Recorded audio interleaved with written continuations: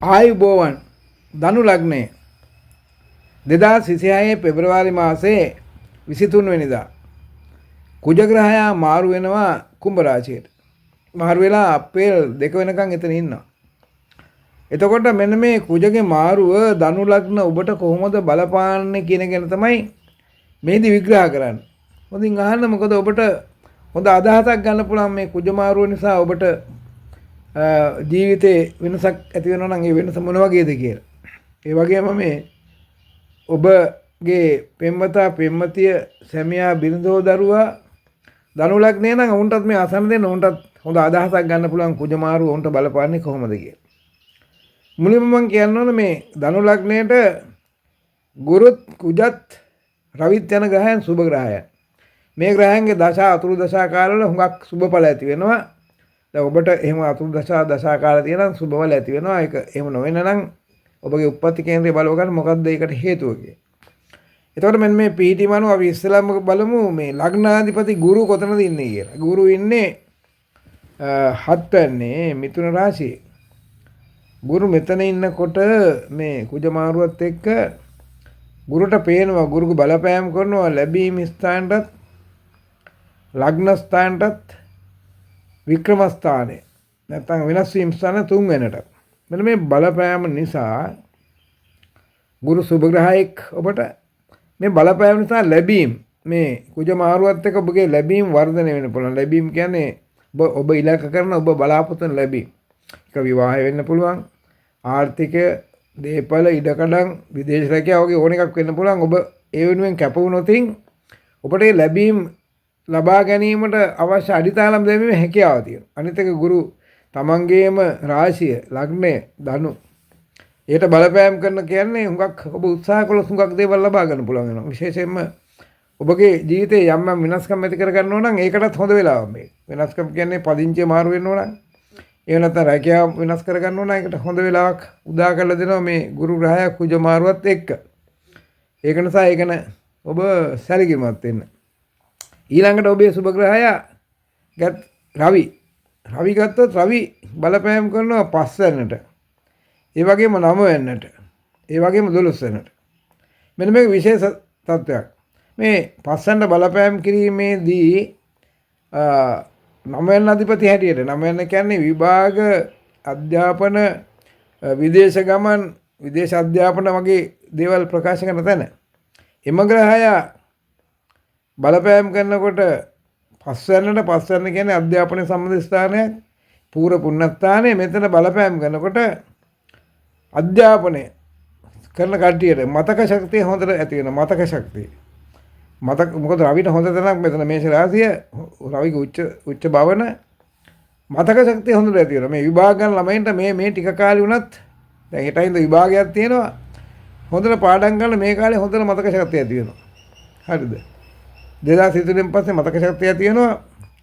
ඒ මතක ශක්තිය ඉදිරියටත් බලපානවානේ. ඉදිරියටත් ඒ මතක ශක්තිය හොඳයි. ගුරු දැනටමත් මෙතන ඉන්න නිසා ඒක වැඩියෙන්ම හොඳයි.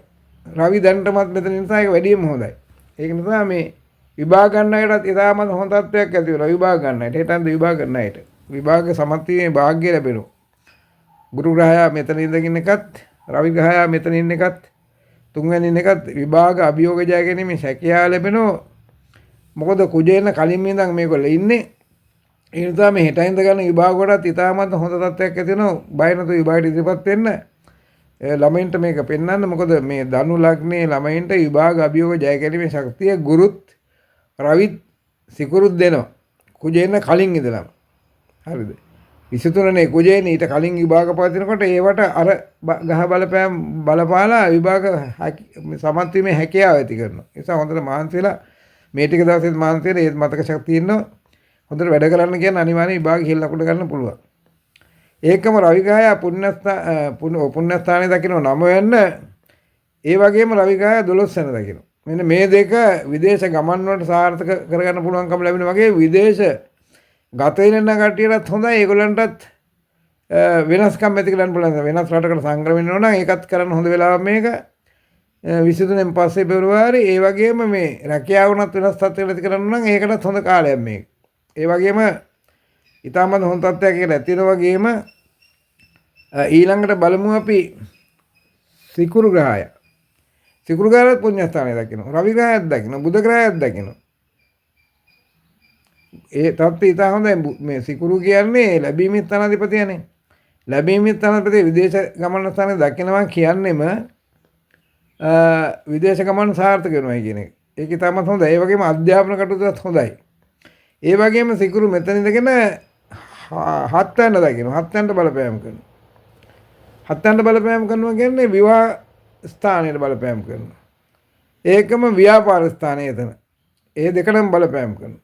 ඒ දෙක ඉතාමත් හොඳ තත්යකට පත් වෙනවා. විවාහ වෙන කට්ටියගේ විවාහ ජීවිතේ මේ දවස්වල සතුටින් ගත කිරීමේ හැකියාව ලැබෙනවා.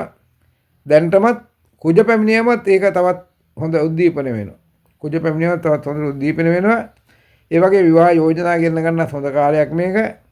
විවාහ යෝජනා ගෙන්න ගත්තොත් හොඳ පියකරු ඒ වගේම සම්පත්ධාරී යහපත් යෝජනායි. ඒ යෝජනා ගෙන්න ගන්න. ඒ ගෙන්න ගත්තොත් ඔබට විවාහ ප්‍රමාදය වළක්ව ගන්න පුළුවන්.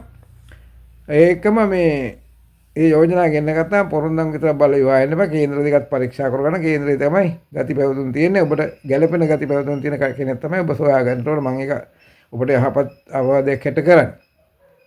එතකොට ඒකම ඒ සම්බන්ධයෙන්ුත් මේ මම දැනට කියන සුබඵල සම්බන්ධව ප්‍රශ්න තියෙනවා නම් ඒ ප්‍රශ්න පිළිබඳ විමසන්න ඔබේ උප්පත්ති කේන්ද්‍රය බලන්න ඕනේ. ඉතින් ඒක ඔබට පුළුවන් උප්පත්ති කේන්ද්‍රය පෙන්නලා කියන්නේ යෝජනා නම් කේන්ද්‍ර දෙකම දෙනවා. මේ කේන්ද්‍ර ගැලපෙනවද බලන්න. නැත්නම් ඔබගේ කේන්ද්‍ර දෙනවා ඔබගේ බාධා තියෙනම් බලන්න. එතකොට ඔබගේ ළඟම ඉන්න ජෝස මහතාට මහත්මියට දුන්නම් මේක හොඳට කරලා දෙවි. ඕන් ඔබට ආදරෙන් මේ වැඩේ කරලා දෙවි. ඕන්ලවා ඒ කරගන්න. ඔබට මගෙම බලන්න ඕන නම් මගේ දුරකථන අංකය මෙම නාලිකාවේ සඳහන් වෙනවා. WhatsApp අංකයත් ඒකමයි. දුරකථන අංකයෙන් කතා කරලා හරි WhatsApp අංකයෙන් මැසේජ් කළා හරි උපන් දිනේ උපන් වෙලා උපන් තැන ලග්නය මට දෙන්න. මම හොඳ නිවැරදි පලාපල විස්තරයක් ඔබට දෙන්නම්. පැය භාගකට වඩා මම ඒ ගැන විස්තර කරන්නම්. ඔබ අහන ඕන ප්‍රශ්නයකට උත්තර දෙන්නම්. ඒ වගේම ඔබට දවල් කාලේ බලනවා රාත්‍රී කාලේ මගේ සේවය ලබා ගන්න පුළුවන්. ඒ වගේම මේක රෙකෝඩින් කරගන්න පුළුවන් මම කියන බලාපොරොත්තු. නැත්නම් මම රෙකෝඩින් කරත් එවන්නම්. මම ඒකේ ඔබ දැනුවත් කරන්න. එහෙම නැතුව මේ කේන්ද්‍රය ගෙන්න ගන්නව නෙමෙයි. ඔබට පුළුවන් ඔබගේ ජෝස මහතාට මහත්මියට දී ළඟම ඉන්න විශ්වාසන්ත ඒ කටයුතු කරගන්න. එතකොට මේ අතරේ කියන්න ඕන දෙයක් තියෙනවා. මේ කුජ ග්‍රහය මාරු වෙන කුම්භයට. කුජ ග්‍රහය මාරු වෙලා දකිනවා මේ 6 වෙන්න සා පුණ්‍ය ස්ථාන සහ රැකිය ස්ථාන. මෙයා මේ විදේශ ස්ථානාධිපතිය. ඒ වගේම පූර්ව පුණ්‍ය ස්ථානාධිපතිය. මෙන්න මේ තත්ත්වය යටතේ ආයිත් මම කියනවා විදේශ රැකියාවට බලාපොරොත්තු වෙන කට්ටිය නම් ඉතාමත් හොඳයි. මොකද බුධ ග්‍රහයත් පුණ්‍ය බුධ කියන්නේ රැකියා ස්ථානාධිපතිය. රැකියා ස්ථානාධිපතියත් විදේශ ස්ථානාධිපතියත් දෙන්නම එකට ඉන්නකොට එක් වෙලා ඉන්නකොට මේ 23න් පස්සේ ඔබට විදේශ රැකියාවට යන බලාපොරොත්තු නම් ඒ සම්බන්ධයෙන් අවශ්‍ය කටයුතු පටන් ගන්න ඔබට සාර්ථක වේ ගමන. විදේශේ ඉන්න කට්ටියත් ඉතාමත් සාර්ථකයි මේක මේ රැකියාව තත්ත්වය දියුණු කරගන්න. ඉතින් මේවයි බාධා තියෙනවා තමයි මම කිව්වේ ඔබගේ ජෝස මහතාට හෝ මහත්මියට කියලා කේන්ද්‍රය බලවගෙන බාධා ඉවත් කරගන්න කියලා. ඒකම කුජිකාය රැකියා ස්ථානට බලපෑම් කරනවා, පුණ්‍ය ස්ථානට බලපෑම් කරනවා, හයවන්ට බලපෑම් කරනවා. අභියෝග ජීවිතේ අභියෝග ජය ගන්න හැකියාව ලැබෙනවා. අපිට මෙතෙක් තිබිච්ච අභියෝග ජය ගන්න පුළුවන්කම ලැබෙනවා. ඉතින් අභියෝග ජය ගැනීමත් ඔබට හොඳ වාසනාවක් නේ. අභියෝග එනේවා. ඒ වගේම ඔබට මේ ඉඩකඩම් දේපල පිළිබඳ අදහසක් තියෙනම් ඉදමක් මිලදී ගැනීමට හොඳ කාලයක් මේක බැංකු ණයක් වුණත් පහසුවෙන් ලබා ගන්න පුළුවන්. මේ ගහ පිටිම ඉතාලම හොඳ වෙනවා. හැබැයි කුජයි රවි එකට ඉන්නකොට පොඩක් උදරාබාධ ඇති වෙනවා. ગેස්ට්‍රික් වගේ තත්ත්වයන් ඇති වෙන්න පුළුවන්. අනේ තත්ත්වයන් ගැන පාලනය කරගන්න. පාලනය කරගෙන අවශ්‍ය වෙනවා. ඒකම මේ සෙනසුරු ගාය ඔබගේ 4 වෙනි ඉඳගෙන 6 වෙනි දකිනවා. ඒකම රැකියා ස්ථාන දකිනවා, ලග්නය දකිනවා. මෙන්න මේ தත්ත්වය නිසා ඔබට කියන්න ඕන ඔබේ උප්පත්ති කේන්ද්‍රයේ සඳු හිටිය නම් 4 යන ඔබට ජනමේ රාශියක් එදෙනවා. එහෙමනම් පොඩි පසුබෑම් ඇති වෙන්න පුළුවන්. ඒ පසුබෑම් ජය ගන්න ඔබට පුළුවන් වෙනවා. ඔබගේ ඊට අවශ්‍ය වත් පිළිවෙත් කරාම ඒක මේ මීනේ ශනි ඉන්නේ ලග්නාධිපතිගේ රාශියේ ලග්නාධිපති ලග්නේ දකින්නෝ ශනිත් ලග්නේ දකින්න. මෙන්න මේ නිසා ශනිගේ බලය පාලනය වෙලා ඔබට ලැබෙන අසුබ තත්ත්වයන් අඩු වෙනවා. ඔබට ඒවා ජය ගන්න හැක් වෙනවා. ඒක නිසා ඒකට බය වෙන්න එපා. නමුත් බරපතල විදිහට අසුබ තත්ත්වයන් ඇති නම් පමණක් ඔබගේ හඳහන පරීක්ෂා කරව ගන්න. ඒක වැදගත් වෙන ඔබට ඒවට අවශ්‍ය පිළිවෙත් කියා දෙයි ඔබගේ ජෝතිෂ මහතාව මහත්මිය. ඉතින් පොදුවේ බලන් ගියාම ඔබට අධ්‍යාපනයට හොඳයි, ව්‍යාපාරවලට හොඳයි. මොකද හේතුව මේ ව්‍යාපාර ස්ථානාධිපති බුධ ග්‍රහය ඉන්නේ ව්‍යාපාර ස්ථාන වගේ නේ, රැකියා ස්ථානයත් අධිපති. එයාගේ බලපෑම තියෙනවා පුණ්‍ය ස්ථානයේ තදින්ම. ඒ බලපෑමත් පස්සෙන්ට බලපෑම් කරන ඒ බලපෑම නිසා ව්‍යාපාරවල සත්‍ය හොඳ වෙනවා. ව්‍යාපාරවල යම් වෙනස්කම් ඇති කරන්න පුළුවන් වෙන වෙනස්කම්. ව්‍යාපාරය අලුත් කරන්න හරි, ව්‍යාපාර අලුතෙන් යමක් එකතු කරන්න හරි ඒක සාර්ථක වෙනවා. ව්‍යාපාර දියුණුව ඇති වෙනවා.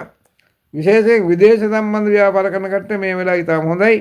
විදේශ අපට එන ආහාරය කටයුතු කරනවා නම්, විදේශ ධනය ලැබෙන ව්‍යාපාර කරනවා නම්, සංචාරක වගේ ව්‍යාපාර ක්ෂේත්‍ර නම් ඉතාම හොඳයි. ධනය ලැබීමට ඉතාමත්ම වාසි සහගතයි. මොකද රැකියා ස්ථානාධිපතියත් විදේශ ස්ථානාධිපතියත් ඒකම විදේශ ගමන් ස්ථානාධිපතියත් ව්‍යාපාර ස්ථානාධිපතියත් ඔක්කොම එකට ඉන්නේ. මෙන්න මේක විදේශ ධනය මේ ඇත්තට විදේශ ධනය ඉතාමත් හොඳයි. විදේශ ධනය. ඉතින් අනිත් එක මේ අලුතෙන් ආරම්භ කරන රැකියාවක් ඒ සම්බන්ධ ඒකටත් ඉතාමත් හොඳයි. ඒ සම්බන්ධයෙන් ආරම්භ කරන ඔබ උපන්න එකතල අනුව හොඳ නැකතක් බලලා ඒක කරන්න. ඒක ඉතාමත්ම සාර්ථක වෙයි. ඉතින් මේ தත්ත්වය අනුව ඔබට මේ ධනු ලග්න අයට මෙම කුජමාරු ඉතාම යහපත් වෙනවා. නමුත් පරිස්සම් වෙන පොඩ්ඩක් මේ එක කාරණාවක් තියෙනවා. කුජ ග්‍රහය රවිත් එක්ක කෙනෙකුට ඇති වෙන ආවේගශීලී ගතිය ඇති වෙනවා. ඒ ආවේගශීලී ගති මැඩපත්ව ගන්න. මොකද හේතුව මේ ගෘහ ජීවිතේ බලපාන්න පුළුවන්. ඒ වුණාට තද බල ප්‍රශ්න ඇති වෙන්නේ නැහැ. ගුරු එතන ඉන්නේ හින්දා. නමුත් අවදානම් වැඩවල දෙන්න එපා. සුළු අනුතුරු දෙන්නත් පුළුවන්. ඒක බරපතල හිතන්න එපා. මම පරිස්සම් වෙනයි කිව්වේ. එතකොට ශනි ග්‍රහයාගේ බලපෑම තියෙනවා.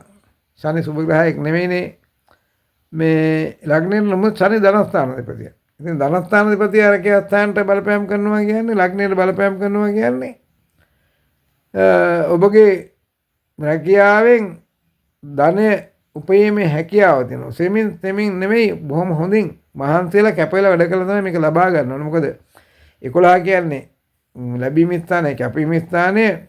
ශනි කියන්නේ ස්ලෝ ග්‍රහයක්, සෙමින් යන ග්‍රහයක්. ඒ නිසා ඔබ සෙමින් උනත් ඔබට ඔබගේ ධනය සම්බන්ධ වර්ධනය කිරීමේ කටයුතු වලට යොමු වෙන්න පුළුවන්. සෙමින් උනත් යොමුනොතින් ධනය වර්ධනය වෙනවා. ඒ නිසා බය වෙන්න එපා. සාක්කුවේ පොකට් එකේ අවශ්‍ය මුදල් හදල් ගැවසෙන වෙලාවක් වෙනවා. මේක රැකියාවෙන් විශේෂ රැකියාව කියන්නේ පිළිගත් ස්ථානයක් වෙන්න පුළුවන්. රජයේ වෙන්න පුළුවන්. එහෙම නැත්නම් ස්වයං රැකියාවක් වෙන්න පුළුවන්. ව්‍යාපාරයක් වෙන්න පුළුවන්. රැකියාව කියන්නේ ආදායම් මාර්ගයනේ. ඒ නිසා මේ කාලේ මේ ධනය රැස් වෙන නමුත් සිකුරුගේ බලපෑම තියෙන නිසා ලැබීම් ස්ථාන අධිපතිගේ බලපෑම තියෙන නිසා පුණ්‍ය ස්ථානයේට